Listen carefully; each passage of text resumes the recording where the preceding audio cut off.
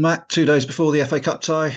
The design behind you says it's all about the FA Cup this weekend. But firstly, just a quick reflection on Tuesday night, sort of after having looked at the game for a couple of days. Very positive reaction, I think, generally to our performance, and you were happy with it at the time. Yes, I was. I felt certainly under pressure at times, but I suppose you're a little bit less under pressure when you watch the game back. But you can watch it in the cold light of day, and I didn't. We started the game okay, not a lot between the two sides overly, but I didn't realise probably at the time what a fantastic strike it was for their goal. From the angle he was at and good 4 yards outside the post, bending it in. I thought it was an unbelievable finish. I thought it was a great goal from sort of nowhere. Yeah, we got caught in possession, but I'd like to throw the ball down and let him have another 10 goes at that, because that was some finish there to give him the lead. But a great response from us, and a real good spell leading into the goal. Some numerous set pieces looking to threat, kept it in there and winning the corner that we eventually score from. And then I thought we were the better side for a period there. And I felt we were in the ascendancy, and I thought we were the team looking likely to go and get the next goal of the game. And then out of nowhere, they hit the bar. It was sort of their first attack for a while, and drops to Shiloh Tracy. A great strike, connects really well with it and rattles off the bar. And we go into half time 1-1. And then with the unfortunate injury to Louis, it probably just unsettled us, me, in Christian never playing there in his life before, and filling in at left back for us, and what a good performance he put in there, by the way. And he's athletic, he's quick, he's 2-footed, so I didn't have any real concerns there. And he dealt with Tracy, who was a threat on the night. He dealt with him really well. And then bringing Josh over to give him some protection, Lee, who worked his socks off, Aiden moving up front.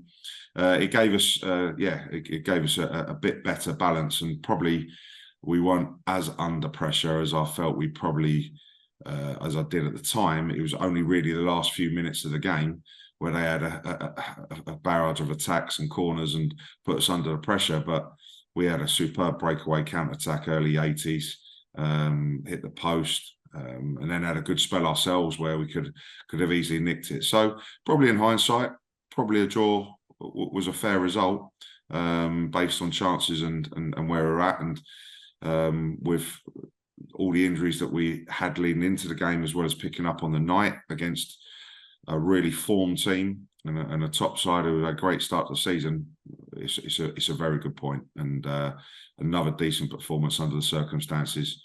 And we move on to the FA Cup. Yeah, I was just going to say the quality of the opposition needs to be taken into account as well. The 3 games previously that finished draws were against sides that have been out half of the table, but that was one against one of the sides that's done really well this season, and we looked sort of matched them for the whole 90 minutes.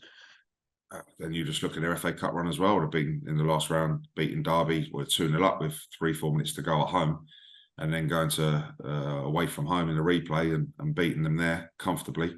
So they're a good side, and I'm sure they're going to be there or thereabouts. So under the circumstances of the evening, of the injuries that we've got and the period we're in at the moment, that's another good point for us. And good optimism to take us into Saturday, the FA Cup. Not quite what we were expecting when the draw was made, and you probably had to change. Probably not so much change the preparation, but sort of had to change things halfway through between the first round and the second round, with the opposition changing. Well, of course, and I went to the replay at Horsham, and Barnsley took an early lead and got the second and the third within half an hour, and my attention soon turns to watching Barnsley and thinking that's who we've got in the next round, and obviously we did. I think that's who we had in the next round until the news broke. So we now face Horsham. For me, a totally different type of cup tie, a local side. Dom's done a great job there. They're doing well in their league. They're in a really good position in the league, obviously with games in hand because of their cup run. They've knocked out higher opposition. They've gone to Barnsley and put in a terrific performance and got a draw up there. So we're under no illusions. This is a very, very tough game at the weekend. They had obviously no expectations of being in the second round after getting knocked out. So this is a real freebie for them, and a chance to pit themselves against another league opposition, albeit in a local and a sort of a derby feel about it as well. The way it's come about, I guess, makes it even makes them even more dangerous, because they've sort of, it's a gift for them, and as you say, a freebie. They've got no pressure to play under, and can come and really enjoy the afternoon. Well, it's a big game for both sides, isn't it? Both players, both managers, both clubs will be desperate with that potential big carrot dangling in the next round. So it's a huge game. They'll be right at it, I'm sure, bringing already sold out their away end. I believe we're close to selling out ours as well, and it'll be a sellout, I'm sure, a real FA Cup feel about it and tie. So yeah, we're under no illusions of the occasion, how tough the game's going to be, and then yeah, picking that side that we need to get available the best we possibly can to go and get that result and get us in the hat for the third round. And I guess in a game like this, where the visitors' support is sold out, you really want a full ground. So it's good that we've sold a large proportion of our tickets as well, and it's excellent to have a really good cup tie atmosphere, which you'd probably prefer to something similar to what, when we played at Charlton the other week, when it wasn't quite so great. Yeah, exactly. And the support was really generate that atmosphere and give that special feel to the game. So, no, of course, you always want to be, instead of the EFL trophy, the Valley, where my voice is echoing around. It certainly won't be at the weekend, I know, because I'm sure to be both set supporters will be in full voice, and it'll be a really good atmosphere, and I'm really looking forward to it. And is there a difference in preparing for a game against a League One side and an Isthmian League side? What's the big difference in preparing? There must be some difference. Well, yeah, of course there is, because of who you're playing. If you're playing against a top League One side who they've taken all the way, Horsham, there was a different type of game that they'll look to play probably against us than we would do against them. Stroke Barnsley. So the preparation doesn't overly change. We're still doing exactly what we do for every other league game, of course, or cup game, in terms of our research and watching all their last 6 games.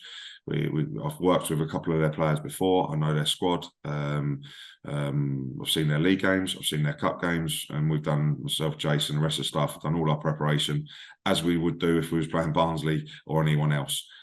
Game plan wise, probably would change a touch, of course, but that's no different whether you're playing a League One, League Two, or whatever team you're playing. We can change our style and game plan, playing one League Two team on Saturday and another one on the Tuesday. So that can be dependent on the opposition. But in terms of our preparation and what we do leading into the game, it'd be no different whether we're playing Barnsley, Horsham, or any other League Two fixture. Now, the supporters have seen Louis go off on Tuesday night injured, sort of adding to a fairly lengthy injury list at the moment. Firstly, what's the latest on him, and then generally how the injury's coming along, and are you hopeful of any being able to feature at some stage of the weekend? Yeah, well, we've got 11 injuries at the moment, which is obviously not great, and it's busier in the physio room than it is out on the training pitch, which is not a good sign. But out of that 11, Louis not too bad, actually. It's not as bad as we first thought. Would he have a chance for Saturday? I'm sitting here talking to you on a Thursday late afternoon, and we'll have to certainly see how he is in the morning, along with maybe 2 or 3 others. So obviously not all 11 are going to be back. Will one be available? Who knows? Could there be 2 or 3? That's a real decision for the morning and leading right close to the game. So out of the 11, could be 3, could be 1, could be none. So we'll see nearer the time on that one. And one advantage, we've talked about the goalkeeping position before, with Dean and Jack on 2 of the injuries at the moment. You've got Steve Arnold and Brad House, both at the club, able to provide perfectly good and excellent goalkeeping backup. And Steve did well on Tuesday night. Yeah, he's done really well since coming back, and obviously with his injury at the start of the season meant we had to bring Boozer in, and competition with Rose has picked up a finger injury. He's not far away. Boozer just fitness test on Tuesday. He's not far away, but allowing Stevie Arnold, who I thought has been brilliant and did really well the other night, and is such an experienced character and top professional. And of course, we've got absolutely no problems of him being between the sticks for us. So with Brad not quite getting that loan move that we're after at the moment, it means, yeah, thankfully with the 2 knocks that we've had in the last week or 2 with Rose and Boozer, that we've got Steve and Brad still in the building with us. And when Dean and Jack are fit, gives you a sort of headache in the goalkeeping, yeah, doesn't it? With four of them. Exactly, but I'll worry about that when that day comes, eh? Yeah. So it's just sort of the second round of the FA Cup. It's a big weekend. All the sides playing us. We'll feel they're one game away from the third round and the possible sort of bumper tie against a top Premier League side, and that must, the incentive for the players must be terrific for that, and just seeing it there and just making sure they're on form on Saturday and can grab the opportunity. Exactly. Everyone from players, staff, board members, supporters, I'm sure we're all aware, just as Horsham will be, and like you say, every other club who are competing in the FA Cup second round at the weekend, even your top League One sides will certainly be looking at that big payday against away from home against a top Premier League side, which is, of course, no League One, League Two clubs are going to win the FA Cup, but the prize money and the possibility of big crowds, etc., can really generate income, and it's so vital. And of course, speaking for ourselves, it'd be much needed, and we're really hoping and concentrating full focus on trying to get the job done on Saturday. And I think people forget that as well. If there's the big carrot of going through to the third round and getting an Arsenal or a Manchester United or a Manchester City, but it's just the financial benefits of winning in the second round.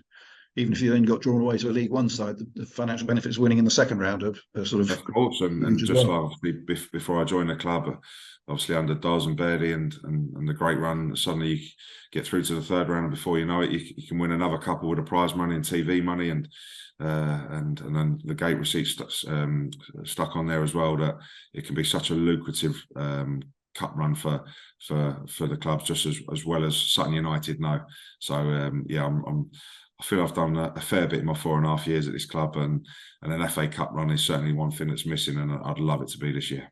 Well, we'll look forward to seeing it on Saturday, Matt, and we wish you and the lads all the best for the game on Saturday, and thanks as always for talking to us. Brilliant. Cheers, thanks, Tony.